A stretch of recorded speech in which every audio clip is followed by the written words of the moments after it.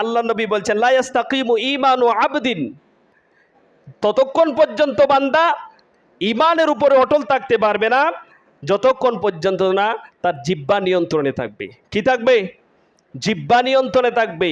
যার জিহ্বা যত ঘুরবে, যার কথা যত বেশি হবে, তার অন্তর তত বেশি শক্ত হয়ে যাবে, তার দ্বারা ইবাদত বন্দেগী কম হবে, সেই হেদায়েত থেকে বিচ্ছিন্ন হয়ে যাওয়ার সম্ভাবনা বেশি থাকে।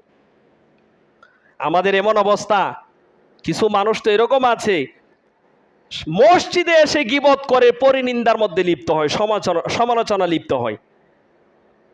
আসলে এদের ভিতরে আল্লাহর ভয় নাই, এরা জান্নাত কি জাহান্নাম কি আখেরাত কি কিচ্ছুই বোঝে না, শুধু খায় আর ঘুমায় আর নামাজ পড়ে মনে করেন যে সব আদায় করে ফেলছি। আরে ভাই, নামাজ তো অনেক মানুষই পড়ে, কিন্তু সকলের অন্তর তো হেদায়েতের উপরে নাই। আমি আপনাকে বলি, সমালোচনার দ্বারা, সমালোচনা হচ্ছে তিন প্রকার। কয় প্রকার? তিন প্রকার। এক গীবত, দুই মিথ্যা, তিন নম্বর হচ্ছে অপবাদ রটা। এই তিনটা কথা আল্লাহর কোরআনে আছেন।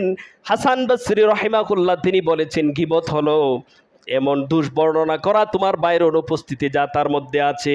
আর মিথ্যা হলো তুমি কারো কাছ থেকে কারো ব্যাপারে কোনো কথা শোনার পরে যাচাই বাছাই ছাড়াই সেটা তুমি বলতে শুরু করলে, প্রচার করতে শুরু করলে, এটা হচ্ছে মিথ্যা। আর কোনো ব্যক্তির মধ্যে কোনো দোষ ত্রুটি নাই, সেটা তুমি তুমি তুমি বললে, তাহলে সেটা হবে মিথ্যা অপবাদ। তাহলে সমালোচনার দ্বারা তিনটা পাপ একসাথে সংগঠিত হবে। এক নম্বর হচ্ছে গীবত, দুই নম্বর হচ্ছে মিথ্যা, তিন নম্বর হচ্ছে মিথ্যা রচনা, অপবাদ দেওয়া। তাহলে যারা গীবত থেকে বিরত থাকতে পারবে না, তারা তো হেদায়েতের উপরে থাকতে পারবে না। কারণ গীবত হচ্ছে এমন একটা ঋণ, যে ঋণ পরিশোধ করতে হবে নেক আমলের মাধ্যমে।